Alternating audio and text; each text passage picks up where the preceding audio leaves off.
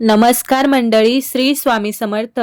तुमचे स्वागत आहे रिया मराठी टिप्स या यूट्यूब चॅनलवरती. आज आहे 3 जानेवारी, वार शनिवार, आणि आज आलेली आहे शाकांबरी पौर्णिमा. प्रत्येक महिन्यामध्ये पौर्णिमा ही येते, परंतु शाकांबरी पौर्णिमा ही फक्त वर्षातून एकदाच येते. यामुळे या पौर्णिमेला विशेष महत्त्व हे दिलं जातं. या दिवशी आपल्याला माता लक्ष्मी सोबतच शाकांबरी देवीची, भगवान श्रीहरी विष्णूंची, कुबेर देवता आणि भगवान श्रीहरी विष्णू यांची जास्तीत जास्त सेवा आणि उपाय हे करायचे आहेत. जरी तुमच्याकडे शाकांबरी देवीची मूर्ती नसेल तर आपल्या घरामध्ये अन्नपूर्णा मातेची मूर्ती ही प्रत्येक घरामध्ये असतेच. तर शाकांबरी देवी जी आहे तर अन्नपूर्णा मातेचाच एक अवतार आहे आणि त्यामुळे आपण अन्नपूर्णा मातेची सुद्धा सेवा करू शकतो. अन्नपूर्णा मातेची सेवा कशी करायची हे तुम्हाला कालच्या व्हिडिओमध्ये मी सांगितलं आहे. आज या व्हिडिओमध्ये मी तुम्हाला सांगणार आहे, आपल्याला संध्याकाळी कापुरासोबत अशा 3 वस्तू जाळायच्या आहेत. यामुळे आपल्या घरातील इडापिडा, वाईट शक्ती, दारिद्र्य हे नष्ट होऊन आपल्या घराची, मुलांची, पतीची अगदी भरभरून प्रगती होईल. असा हा एक उपाय मी तुम्हाला आज या व्हिडिओमध्ये सांगणार आहे. त्यामुळे तुम्ही व्हिडिओ हा शेवटपर्यंत नक्की पहा. चॅनलवरती नवीन असाल तर सबस्क्राईब करा. तर पहा,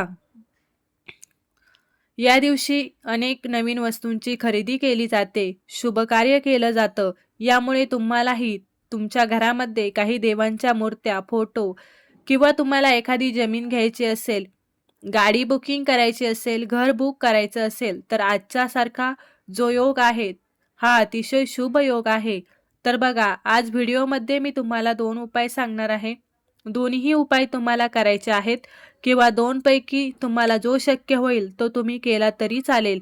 तर बघा, जर आपल्या घरामध्ये सतत भांडणं होत असतील, मतभेद, कलेह, घरात मोठं कुटुंब आहे परंतु एकमेकांचं पटत नाही, एकमेकांसोबत गोष्टी शेअर करत नाहीत, यामुळे आपल्या घरामध्ये दुरावा निर्माण होत आहे.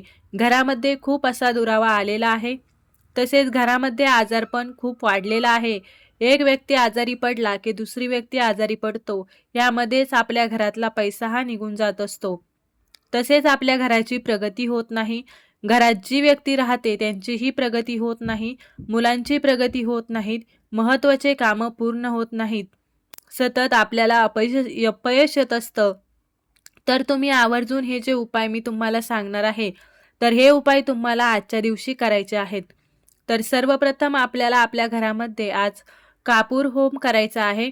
एक नारळ घ्यायचा आहे. या नारळावरती तुम्हाला 7 कापराच्या वड्या ठेवायच्या आहेत आणि ठेवल्यानंतर नारळाची जी शेंडी असते ते पुढच्या साईडने करून आपल्या देवघरासमोर बसून तुम्हाला श्री स्वामी समर्थ, श्री स्वामी समर्थ किंवा अवधूत चिंतन श्री गुरुदेव दत्त, श्री गुरुदेव दत्त, श्री गुरुदेव दत्त या मंत्राचा जप करत आपल्याला त्या 7 कापराच्या वड्या नारळावरती जाळायच्या आहेत. आणि हे नारळ तुम्हाला वाहत्या पाण्यामध्ये नंतर विसर्जित करून द्यायचं आहे. किंवा तुमच्या घरामध्ये खूपच मोठ्या प्रमाणात अडचणी असतील, तुम्ही आजपासून हा कापूर होम जे आहे ही सेवा आपल्या घरामध्ये करायला सुरुवात करा. पुढची पौर्णिमा येईपर्यंत तुम्हाला ही सेवा करायची आहे किंवा 21 दिवस सुद्धा तुम्ही ही सेवा करू शकता. हा नारळ तोच वापरायचा आहे. नारळ तुम्हाला बदलण्याची गरज नाही. फक्त दररोज संध्याकाळी त्या नारळावरती 7 कापराच्या वड्या ठेवा आणि प्रज्वलित करून सांगितल्याप्रमाणे तुम्हाला मंत्र म्हणायचा आहे. यामुळे नक्कीच आपल्या घरातल्या सर्व अडचणी या नष्ट होतील. 21व्या दिवशी ही सेवा करून झाली की 22व्या दिवशी हा नारळ आपल्याला पुन्हा वाहत्या पाण्यात विसर्जित करून द्यायचा आहे. तर अशा पद्धतीने तुम्ही ही सेवा करू शकता. तुम्ही आज घरामध्ये केली तरी सुद्धा चालेल. फक्त आपण जो नारळ घेणार आहे तर या नारळामध्ये पाणी असायला हवं, जेणेकरून आपण जी सेवा करत असतो तर त्यावेळी जी नकारात्मकता असते, आपल्या घरातली जी वाईट शक्ती असते, तर ते नारळातलं पाणी शोषून घेत असतं. यामुळे आपल्याला पाणी असणारं नारळ घ्यायचं आहे. यानंतर दुसरा उपाय जो आहे तर आपल्याला संध्याकाळी करायचा आहे. कापुरासोबत आपल्याला या 3 वस्तू जाळायच्या आहेत. अतिशय प्रभावी हा उपाय मानला जातो. जर आपण पौर्णिमा आणि अमावस्येला उपाय आपल्या घरामध्ये केला तर नक्कीच आपल्या घरातील सगळ्या अडीअडचणी, इडापिडा, वाईट शक्ती, दारिद्र्य हे नष्ट होऊन आपल्या घरात मुलांची प्रगती होत असते. हा उपाय करण्यासाठी तुम्हाला एक मातीची पंती घ्यायची आहे. किंवा तुमच्याकडे कापूर जाळीचं भांडं असेल तेही तुम्ही घेतलं तरी चालेल किंवा जास्तीत जास्त प्रयत्न करा की हा उपाय करण्यासाठी तुम्ही मातीची पंती घेणार. यानंतर काय करायचं, यामध्ये तुम्हाला 7 कापराच्या वड्या टाकायच्या आहेत. यानंतर यावरती तुम्हाला 5 लवंगा ठेवायच्या आहेत, 2 वेलची तुम्हाला ठेवायच्या आहेत, थोडीशी पिवळी मोहरी तुम्हाला यामध्ये टाकायची आहे आणि जर तुमच्याकडे आंब्याचं वाळलेलं लाकूड असेल तर तेही तुम्हाला घ्यायचं आहे. आणि सोबतच तुम्हाला जी दालचिनी असते, बघा आपण आपल्या मसाल्यांमध्ये आपल्या घरामध्ये दालचिनीचं सारखं एक लाकूड असतं, ते दालचिनी थोडीशी घ्यायची आहे. तुम्हाला यामध्ये टाकायचे आहे आणि हे आपल्याला प्रज्वलित करायचं आहे. सर्वप्रथम आपल्या घरासमोर प्रज्वलित केल्यानंतर हे भांडं तुम्हाला उचलायचं आहे. उचलल्यानंतर संपूर्ण आपल्या घरामध्ये फिरवायचं आहे. आपल्या प्रत्येक घरामध्ये घराच्या कोपऱ्यामध्ये फिरवत असताना श्री स्वामी समर्थ, श्री स्वामी समंत्र या मंत्राचा जप करा. हे भांडं घेऊन आपल्याला आपल्या घराच्या मुख्य दरवाजावरती जायचं आहे. मुख्य दरवाजावरती गेल्यानंतर आपल्या घराचा उंबरठा असतो, त्या उंबरठ्यावरती मधोमध आपल्याला हे जे भांडं आहे, ही जी पंती असणार आहे तर ती ठेवून घ्यायची आहे. उंबरठ्याच्या बाहेरही नाही आणि आतमध्येही नाही. जो उंबरठा असतो त्या उंबरठ्याच्या मधोमध आपल्याला ही जी पंती आहे तर ती ठेवायची आहे. आणि हा उपाय करत असताना आपल्या घराचा मुख्य दरवाजा, सगळे आपले खिडक्या वगैरे उघड्या करून द्यायच्या आहेत आणि हा उपाय आपल्याला सायंकाळी 6 नंतर आपल्या घरामध्ये करायचा आहे.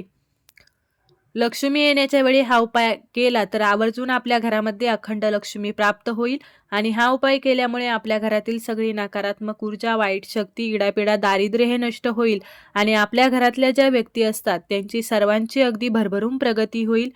तर बघा, आपल्या घरामध्ये जी नकारात्मकता असते तर ही फक्त बाहेरचे लोक येतात म्हणून आपल्या घरामध्ये येत नाही, तर ही जी नकारात्मकता असते ही आपल्या घरातले जे आपण राहत असतो, अशा वेळी आपल्या घरात भांडणं होतात, मतभेद होतात. यावेळी आपल्या तोंडातून वाईट शब्द पडतात आणि आपल्या घरामध्ये आपल्या सोबत अजून एक व्यक्ती राहते, ती म्हणजे आपल्या घरातली वास्तुदेवता. आणि ही वास्तुदेवता प्रत्येक वेळी तथास्तु म्हणत असते आणि अशाच वेळी आपल्या घरातील नकारात्मकता ही साथ चालत असते. जर आपण आपल्या घरामध्ये चांगल्या गोष्टी बोललो तर आपल्या घरामध्ये चांगल्या गोष्टी तथास्तु होतात आणि आपल्या घरामध्ये कुठल्याही अडचणी येत नाही. हे सगळं जाळून झाल्यानंतर त्याची राख होईल, त्यामुळे थोडंसं पाणी टाका. पाणी टाकल्यानंतर त्याचं लेपन जे आहे तर ते आपल्या घराच्या मुख्य उंबरठ्यावरती करून घ्यायचं आहे. पाणी टाकायच्या अगोदर त्याची राख ही प्रत्येक घरातल्या व्यक्तीच्या कपड्यावरती, कपाळावरती एक एक टिळक लावायचा आहे आणि यानंतर थोडंसं पाणी टाकून त्याचं लेपन आपल्या घराच्या मुख्य उंबरठ्यावरती करायचं आहे. आणि असा छोटासा उपाय तुम्हाला आज करायचा आहे. दोन्ही उपाय खूप प्रभावी आहे. कापूर होम सुद्धा तुम्ही करू शकता आणि दुसरा हा उपाय तुम्ही उंबरठ्यावरती नक्कीच करू शकता. पहा, याचा तुम्हाला जास्तीत जास्त लाभ हा दिसून येईल. तसेच हा उपाय करत असताना आपल्याला मोबाईलवरती किंवा टीव्हीवरती महालक्ष्मी मंत्र हा आवर्जून लावायचा आहे किंवा तारक मंत्र सुद्धा तुम्ही लावू शकता. जर तुम्हाला व्हिडिओ आवडला असेल तर व्हिडिओला लाईक करा, चॅनलवरती नवीन असाल तर सबस्क्राईब करा आणि असेच माहितीपूर्ण व्हिडिओ पाहण्यासाठी बेल आयकॉनला प्रेस करा. चला तर मग भेटू अशाच पुढल्या एका नवीन व्हिडिओमध्ये. तोपर्यंत सर्वांना श्री स्वामी समर्थ.